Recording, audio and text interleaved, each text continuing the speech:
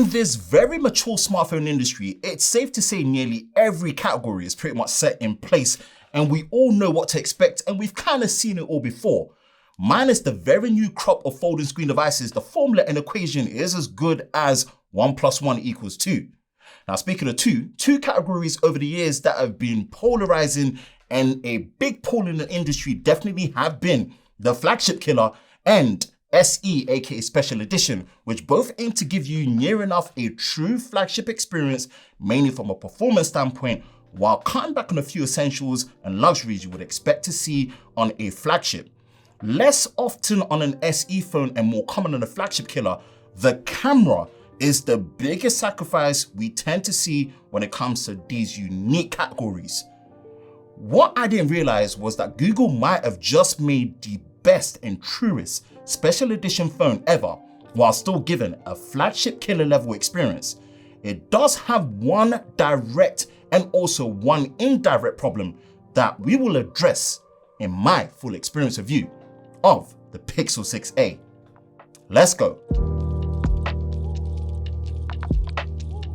Hi, Ben from Lover of Tech. If you enjoy videos like this and you're new to the channel, make sure you hit that like button, subscribe, hit that notification bell so you're part of Team TLS, the Tech Lover Squad, so you don't miss any future videos on the channel. Context matters, and for more of it in this review, I definitely recommend you go back and watch my first impressions, as a good amount of things that I actually said there still hold true with new findings in this review, which we're going to cover. The approach to the design and build quality on the Pixel 6a, especially if we consider the design language and identity, is all about alignment.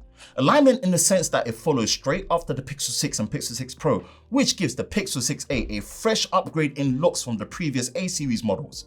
It's good enough to be called actually a Pixel 6 Mini, because I'm glad they stuck to the more compact approach to the 6a and makes it refreshing to hold and use, especially with the matte finish to the aluminium frame, the two-tone color at the back separated by the horizontal camera bar, and also the good weight and balance of the device.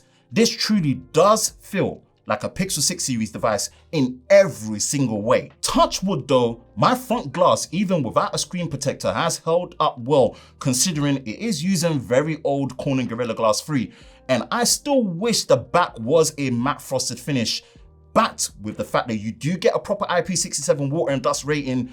Apart from wanting newer glass material at the front, I'm really happy the 6a got updated with the Pixel 6 treatment for the design and build quality. Saying the display experience hasn't been a massive point of contention would be a serious understatement to say the least. Look, I get it. As someone that classifies himself as a display snob and is basically surrounded by the best in class mobile displays on a daily basis, here's my take on the Pixel 6a's 60Hz OLED display experience. Yes, when you move over from using a 120Hz OLED display, especially a good one, it is visually noticeable when you actually move over to the 60Hz display on this Pixel 6a. There is actually no getting around that.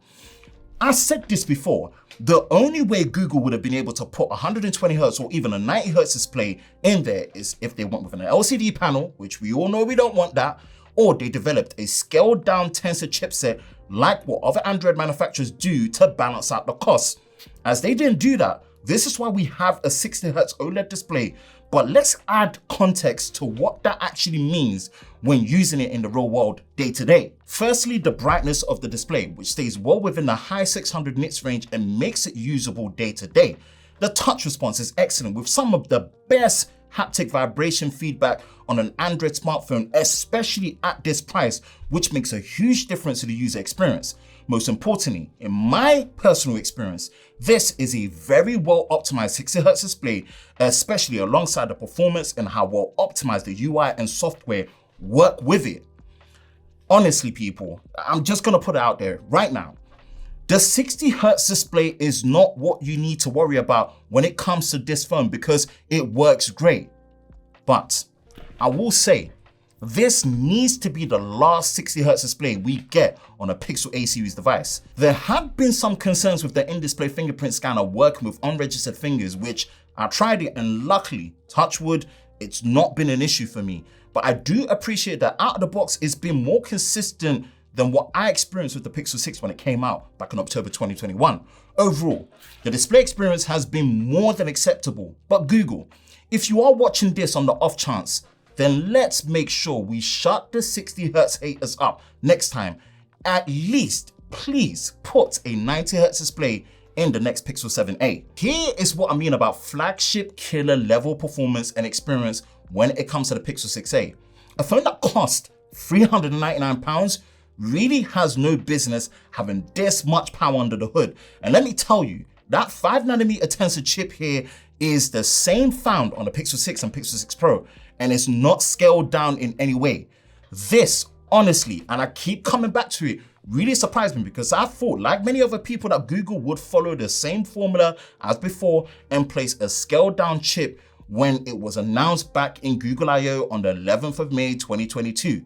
But nope, this is the full Tensor all the way and sets a new tone for Google's smartphone when it comes to a consistent performance across the board, regardless of what device you get within that generation.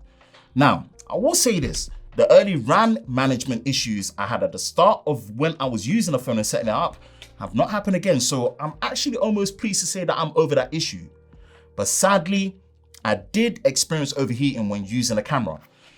Like I said at the beginning, the Pixel 6a has one direct problem and one indirect issue when considering it, and the overheating is low key the direct issue I've personally experienced that worries me about this device. We will move over to the camera experience next, but for context, the overheating actually happened while I was doing my normal camera comparison routine next to the Nothing Phone 1.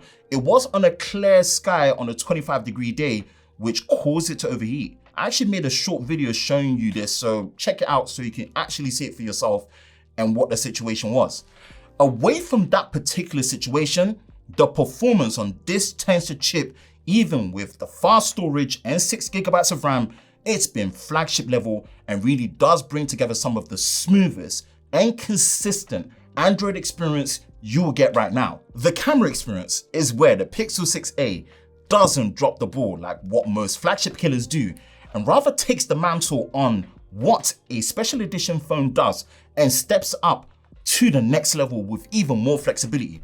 I won't bore you with all the camera hardware specs as I did that already in the impressions video, but I will most indeed entertain you when it comes to just how damn good the experience is for both videos and especially photos at this price point and even above. Take time and indeed go watch both my camera comparisons I did with the Pixel 6a, and I'm ready to go on record and say that there is no phone as an all-round package that can compete with just how good the camera is on the Pixel 6a at this price point. It's a big statement, trust me. I'm putting a lot down as someone that does a lot of these camera comparisons, and it's a big call out, but I stand by that with just how impressed I am with the Pixel 6a. From the solid video stabilization and the ability to shoot 4K 60 frames a second on the main camera, great dynamic range, good detail, excellent colors. The Pixel 6a is just killing it. And speaking of colors, thank you Google for introducing Real Tone. I've seriously known that Real Tone was legit from time, but you don't realize just how good it is until you move away from it and then come back to it again, and especially seeing it working next to other phones that truly do not even consider working on people like myself with darker skin complexion. This is such an underrated gold standard development in image processing, which really does set this Pixel 6a apart from the rest. Bravo Google. This camera system, at this price and even above, it's solid work, man. Can I just say how refreshing using Google's version of Android has been since coming back to it?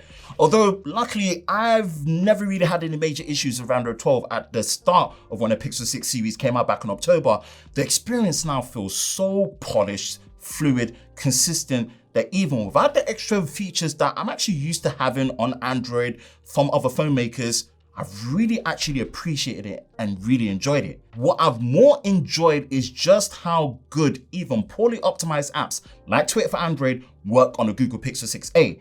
Even some of the top of the line spec Android phones regularly struggle to keep a good experience when using this app, and the Pixel 6a runs it with no drops and stutters at all. The only thing that really concerns me in the early days of the software is the monthly update support. It's only as of the 1st of August, Monday, where we finally got an upgrade patch away from the April update it came with, which only moved it to June and not August like we were expecting. This hasn't ultimately taken away from the experience of the software, but we really should have had no less than the July update. Android is your software, Google, so you can't really blame people who generally have that expectation that these Pixel devices should be having the fastest and the latest updates.